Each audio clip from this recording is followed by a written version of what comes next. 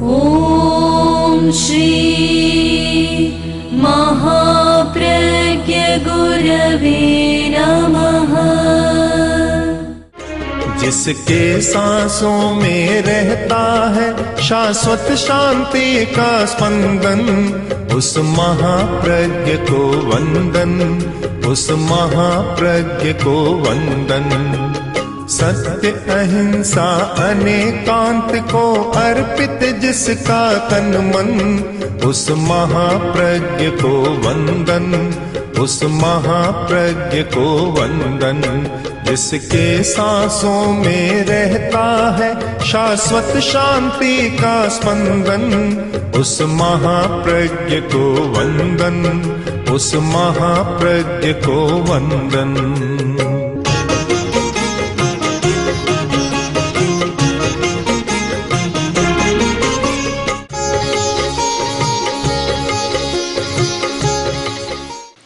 ज्ञान की क्षमता हर व्यक्ति में होती, किंतु विकास सब में नहीं होता। जिस व्यक्ति को या जिस शिशु को ज्ञान के विकास का निमित्त मिलता है, वह ज्ञान का अर्जन कर लेता है, और जिसको निमित्त नहीं मिलता उसका ज्ञान भीतर का भीतर रह जाता है। हम ये न माने कि बहुत सारे लोग ऐसे हैं जिनमें क्षमता नहीं है। क्षमता तो है, पर निमित्त पर बहुत निर्भर है, परिस्थितियों पर बहुत निर्भर है। करोड़ों करोड़ों ऐसे बच्चे हैं जिनको ज्ञान के विकास का मौका ही नहीं मिलता, और ऐसे लोग भी हैं जिनको निमित्त मिलता है फिर भी नहीं कर पाते। दोनों कोटि के लोग होते हैं। निमित्त नहीं मिलता, अच्छा निमित्त मिला और विकास कर लिया। हम यदि सारी दुनिया के लोगों का विश्लेषण करें, अध्ययन करें या सर्वे करें तो पता चलेगा कि ये नहीं कि न प्रकारे ने किसी को अच्छा निमित्त मिल गया, उसने अध्ययन कर लिया, और निमित्त नहीं मिला तो वह वैसा का वैसा रह गया। मैं स्वयं अनुभव करता हूँ कि मैं जब छोटा था तो मेरे साथ क्रीड़ा करने वाले, खेलने वाले 5, 10, 15, 20 बच्चे थे। हम साथी थे सब, 9, 10 वर्ष की अवस्था वाले। उनमें एक साथी, मूलचंद नाम था, गणित में इतना होशियार था कि अच्छी प्रतिभा थी, और आज मैं सोचता हूँ कि अगर उसको निमित्त मिलता तो शायद वह भी दुनिया का अच्छा वैज्ञानिक बन जाता, पर निमित्त नहीं मिला। गांव में रहा और फिर छोटी अवस्था में व्यापार में लग गया और अपना जीवन ठीक चलाया, पर जो विशेषता प्रकट होनी चाहिए थी वह नहीं हो सकी। लाखों लाखों का ऐसा इतिहास है कि निमित्त के अभाव में स्थिति नहीं बनती। और समस्या यह भी है कि क्षमता है, पास में पैसा है, तो भी ज्ञान का विकास नहीं कर सकते। और आजकल के संस्थान, विशेष संस्थान ऐसे बन गए कि जहाँ भर्ती होना भी मुश्किल है। ऐसे ऐसे संस्थान है कि जहाँ कोई भर्ती होना चाहे 10 लाख से लेकर 20-30 लाख तक देने की स्थिति हो तो भर्ती पा सकता, प्रवेश पा सकता है, अन्यथा प्रवेश ही नहीं मिलता। कि एक व्यक्ति को प्रवेश के लिए 80 लाख रुपया देना पड़े। अब जहाँ ऐसी स्थितियाँ हो तो फिर ज्ञान का विकास कैसे हो सकता है? बहुत सारे ऐसे हैं जिनमें प्रतिभा है और वह प्रतिभा दबी की दबी रह जाती है।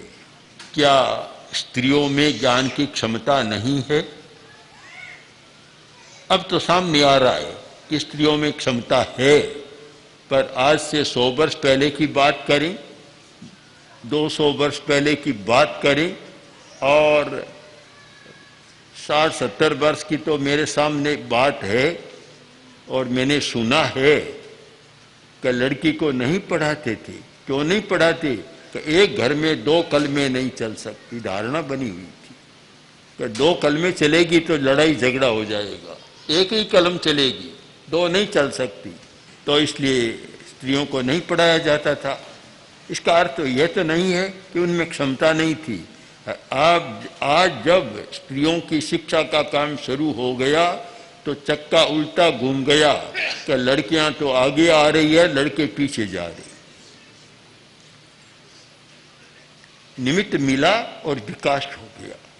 तो ज्ञान के क्षेत्र में भी हमें विचार करना है, हमारा एक दृष्टिकोण निर्मित होना चाहिए और उस पर एक दार्शनिक दृष्टिकोण पर विचार करना चाहिए। दर्शन शास्त्र के या तर्क शास्त्र के 2 शब्द हैं, उपादान और निमित्त। उपादान मूल कारण, जिस मिट्टी को कुंभार का निमित्त मिला और वह मिट्टी घड़े में बदल गई, तो क्या और शेष मिट्टी है, उसमें घड़ा बनने की क्षमता नहीं है? क्षमता तो है, पर जिसको निमित्त मिला वह मिट्टी घड़े में बदल गई और निमित्त नहीं मिला वह मिट्टी मिट्टी रह गई। हम हर वस्तु के बारे में ये नियम देख सकते हैं, जिसको योग मिला वह बन गया, योग नहीं मिला वह नहीं बना। मैंने जब मेरे साथियों को देखा कि हम 10-20 जो लड़के थे, छोटे छोटे बच्चे, उनमें क्या कोई प्रतिभाशाली नहीं था, कोई बुद्धिमान नहीं था? तारतम्य हो सकता है, पर थे, पर शिक्षा का निमित्त नहीं मिला तो एक छोटी सीमा में, छोटे व्यापार में ही जीवन समाप्त हो गया। अनेक चल बसे। तो हम विचार करें कि परिस्थितियों का निर्माण कैसे करें, अच्छी परिस्थिति का निर्माण, अच्छे निमित्तों का निर्माण, योग कैसे मिलाएं, इस पर विचार करना बहुत जरूरी है। क्षमता है, अर्हता है, वह उपादान है, किंतु कर्म शास्त्र का एक नियम है कि जब तक निमित्त नहीं मिलता तो कर्म भी अपना विपाक नहीं दे सकता, प्रदेशोदय में रह जाता है, विपाक नहीं दे सकता। विपाक कब होता है? जब निमित्त मिल जाती है, तब वह विपाक रूप में अपना फल देता है, और निमित्त नहीं मिलता तो बस प्रदेशोदय यानी निष्क्रिय होकर और अपना काम कर चला जाता है। तो हमें ज्ञान के संबंध में विचार करते समय निमित्तों पर बहुत विचार करना चाहिए। निमित्त का अर्थ तो समझ में आ गया बहुत सरलता के साथ कि गेहूं है और गेहूं की रोटी बनती है। गेहूं में रोटी के रूप में बदलने की क्षमता है कि रोटी बन सकती है, किंतु कब बनेगी? कि निमित्त मिलता है चाकी का तो गेहूं का आटा बन जाता है, फिर निमित्त मिलता है बनाने वाले का तो आटा फल का बन जाता है, रोटी बन जाती है। हमारी स्थिति क्या है कि हम कच्चे माल को पक्का बनाना बहुत कम जानते, ज्ञान के क्षेत्र में बहुत कम जानते। उद्योग के क्षेत्र में तो लोग जानते हैं कि कैसे कच्चे माल को पक्का बनाया जाए, जो रॉ मटेरियल है उसको कैसे दूसरी रूप में बदला जाए, रुई को कैसे कपड़ा बनाया जाए इस बात को जानता है, और स्टील कैसे बनाया जाए, दवा कैसे बनाई जाए, इन बातों को जानते हैं। किंतु धर्म के क्षेत्र में या ज्ञान के क्षेत्र में तो ऐसा लगता है कि कच्चे माल को पक्का बनाना बहुत कम लोग जानते हैं, कच्चा का कच्चा रह जाता है। ज्ञान के साथ चरित्र होना चाहिए, और वह इसलिए नहीं हो रहा है कि कच्चे माल को पक्का नहीं बनाया जाता। और जब तक कच्चा माल पक्का नहीं बनता उसका उपयोग नहीं होता। अब तपस्या एक साधन है कि जिसके द्वारा बहुत विकास किया जा सकता है, पर वह पक्का बनाने की विधि जाने तब हो सकता है, नहीं तो भूख को तो सहन कर लेते हैं, बहुत बड़ी बात है, पर जो तपस्या से मिलना चाहिए वह तब तक नहीं मिलता। एक सुंदर कहानी है इस विषय में। एक भाई अपनी बहन के घर गया, कोई भोज का प्रसंग था इसलिए दूसरे गांव से आया था, और जो भोजन करने वाले लोग थे और जो मुख्य लोग थे उनकी एक अलग पंक्ति बन गई। साधारण लोगों के लिए अलग भोज चल रहा था, तो 150 लोग एक पंक्ति में बैठकर भोजन कर रहे थे। प्राचीन काल की पद्धति थी कि एक पट्ट बिछा दिया जाता, उस पर थाल और उस पर एक मखमली कपड़ा ढांक देते, भोजन करने वालों के लिए गद्दी, उस पर बैठकर भोजन करते। तो सब लोग बैठ गए और तैयारी हो गई, भोजन करने लगे और कपड़ा दूर किया और सब भोजन करने लग गए। जब भाई ने थाल पर से कपड़ा हटाया तो आश्चर्य में रह गया, बड़ा आश्चर्य कि सब लोग तो खा रहे हैं और वह बैठा देख रहा है, और सोच रहे ये क्या हुआ। थाल में सब लोगों के अच्छे पकवान, व्यंजन, पूड़ियाँ सब परोसे हुए थे, और भाई के थाल में केवल गेहूं के सिवाय और कुछ नहीं। अब वह कैसे खाए? प्राकृतिक चिकित्सक तो था नहीं। हमारे कुछ प्राकृतिक चिकित्सक तो ऐसा कहते हैं कि कोरा अनाज खाना स्वास्थ्य के लिए बहुत अच्छा है, पर सब तो नहीं खाते हैं, और कहने वाले भी शायद कम खाते हैं। तो उसने सोचा अब क्या करूं। अब बैठा है, आसपास के लोगों ने देखा, एक मखौल का वातावरण बन गया, बड़ा शर्मिंदा हुआ, उठकर चला गया। आखिर भीतर गया, बहन आई और बोली भैया भोजन नहीं किया, उठकर आ गए। उसने कहा बहन क्या किया तुमने, इतने लोगों के बीच में मुझे शर्मिंदा बना दिया, यह कोई मखौल का तरीका होता है क्या? मजाक ऐसे नहीं होती, क्या किया तुमने? अब भाई थोड़ा आवेश में था, बहन तैस में आ गई, बोली भैया ऐसी क्या बात है, सारे भोजन गेहूं से ही तो बनते हैं। बात तन गई है, भाई चला गया। समय बीता, 5, 7, 10 महीनों का समय बीता, और फिर घर में, बहन के घर में शादी, और उसकी भांजी की शादी आई। तो शादी के प्रसंगों में कुछ ऐसा होता है कि ननियाल से और बे शादी आते हैं, ये परंपरा चलती है शायद। तो अब वहां से कुछ बेश आएगा, घोषणा हो गई, पता लग गया, और बहन ने सोचा मेरा भाई तो बहुत बढ़िया बढ़िया चीजें भेजेगा। पड़ोसियों को भी इकट्ठा कर लिया कि देखो मेरा भाई क्या क्या भेज रहा है। पड़ोसी भी आ गए, पेटियां आई, और 10 पेटियां, भारी भरकम पेटियां आई। बहन ने सोचा बहुत माल ताल भेजा है, बहुत बढ़िया भेजा है काम।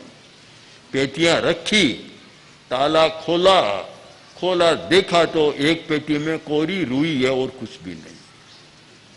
दूसरी को खोला, तीसरी को खोला, 8-10 पेटियां खोली, रूई के सिवाय कुछ भी नहीं है। मजाक हो गई उसकी भी। लोग चले गए, भाई भी आ गया पेटियों के साथ। तो बहन ने कहा, भाई ये क्या किया? मैंने तो इतने पड़ोसियों को बुलाया था कि तुम्हारी अच्छी लगेगी, शोभा होगी, प्रशंसा होगी, और तुमने तो मखौल करा दी। बोला, बहन इसमें क्या बात है, सारे कपड़े रुई से तो बनते। जब सारी रोटियां गेहूं से बनती है तो सारे कपड़े रुई से बनते हैं, ऐसी क्या बात है? कथा बड़ी मार्मिक है। अब उसके मर्म पर हम विचार करें। यह सच्चाई है कि सारी रोटियां गेहूं से बनती है, इसे हम नहीं झुटलाएं। और यह भी सच्चाई है कि सारे कपड़े रुई से बनते हैं, इसको भी झुटलाने की जरूरत नहीं। किंतु जब तक कच्चे माल को पक्का नहीं बनाया जाता, गेहूं से रोटी नहीं बनाई जाती, तो खाने के काम नहीं आती। और जब तक रुई से कपड़ा नहीं बनाया जाता, तब तक वह कपड़ा पहनने ओढ़ने के काम में नहीं आता। तो इसका निष्कर्ष आप समझ सकते हैं, जब तक कच्चे माल को पक्का नहीं बनाया जाता, हमारे लिए उपयोगी नहीं बनता। शिक्षा के क्षेत्र को लें, ज्ञान के क्षेत्र को और साधना के क्षेत्र को भी लें, दोनों को सोचना है। क्या हम कच्चे माल को पक्का बना रहे हैं? यदि नहीं बना रहे हैं तो गेहूं गेहूं रहेगा, रुई रुई रह जाएगी और कुछ होगा नहीं। एक व्यक्ति संकल्प करता है कि मैं अनावश्यक हिंसा नहीं करूंगा। एक मुनि संकल्प करता है कि मैं अहिंसा के महाव्रत की साधना करूंगा, पालन करूंगा, हिंसा का परित्याग करता हूं। संकल्प कर लिया।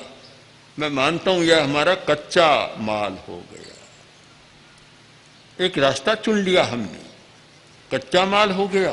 किंतु जब तक कच्चे घड़े को कुम्हार आवा में देकर आंच में नहीं पकाता, तब तक उसमें जल टिकने की क्षमता नहीं होती। जल धारण कब हो सकता है? कौन सा घड़ा पानी को अपने में धारण कर सकता है? जिसने आवा की आंच को सहा है और सहकर पक्का बन गया, वही घड़ा बाजार में आता है, आदमी खरीदता है और उसमें पानी रहता है। कुम्हार ने घड़ा बनाया और आप जाएं और वे कच्चे घड़े पड़े हैं, खरीद कर ले आएं। समझदार तो लाता ही नहीं। हर कोई ले आता है, पानी भीतर डालता है तो क्या होता है?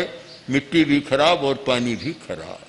हम किसी भी संकल्प को निमित्तों के द्वारा, अच्छे निमित्तों को जुटाकर न पकाएं, तब तक कुछ भी नहीं होता। जरूरत है निमित्तों की। मैं स्वयं अनुभव करता हूं कि अगर पूज्य कालू गणी मुझे मुनि तुलसी के पास नहीं रखते, वह निमित्त नहीं मिलता, तो मैं नहीं कह सकता कि महाप्रज्ञ बनता या नहीं बनता। क्योंकि बहुत सालों की मैं देखता हूं, अच्छी अच्छी प्रतिभाओं, क्षमताओं को नष्ट होते भी मैंने देखा है, जिनमें बहुत शक्ति थी, नष्ट हो गई। आज भी समाज में देखता हूं, बहुत सारी महिलाएं या बहुत सारे पुरुष ऐसे हैं, गरीबी के कारण, अभाव के कारण या परिसर के कारण, वातावरण के कारण अपनी प्रतिभा को विकसित नहीं कर पाती। बड़ा कठिन होता है। और निमित्त मिलता है तो वे बहुत बड़ा विकास कर लेते हैं।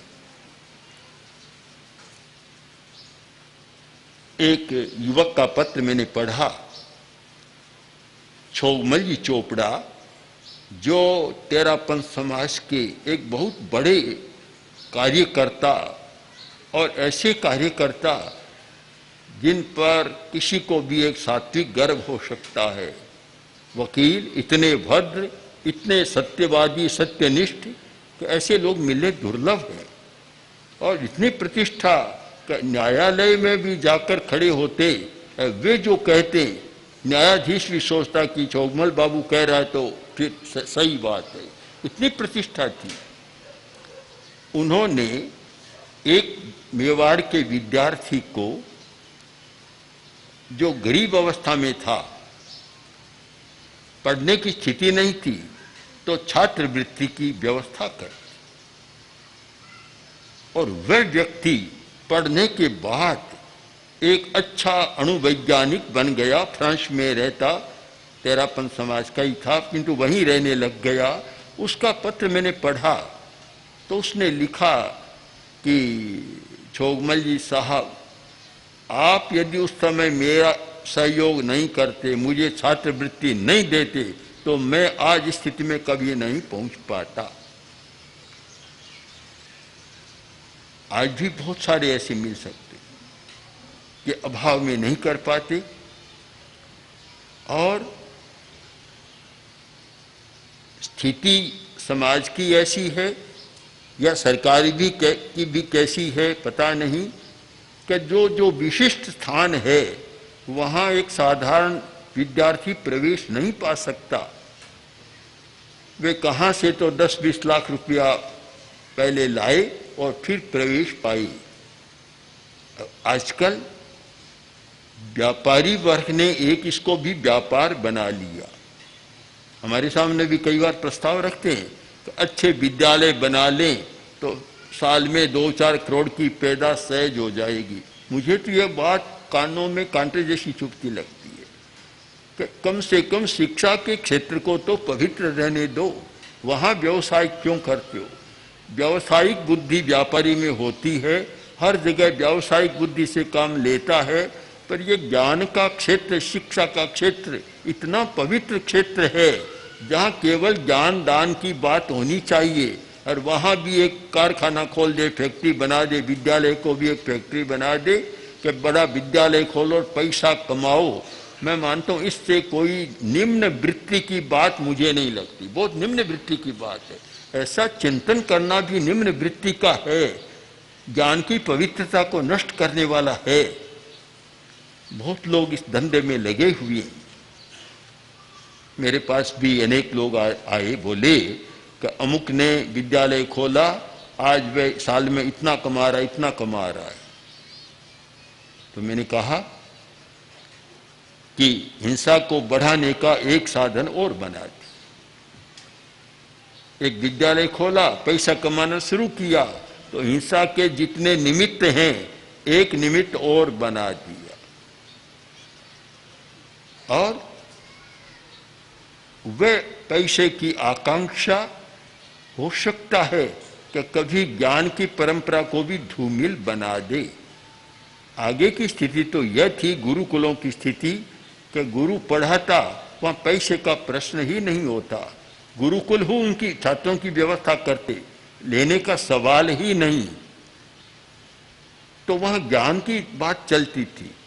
आज तो उल्टा हो गया, कभी कभी दुनिया में उल्टा होता है। उल्टा आदमी कुछ सोचता है, हो जाता है उल्टा।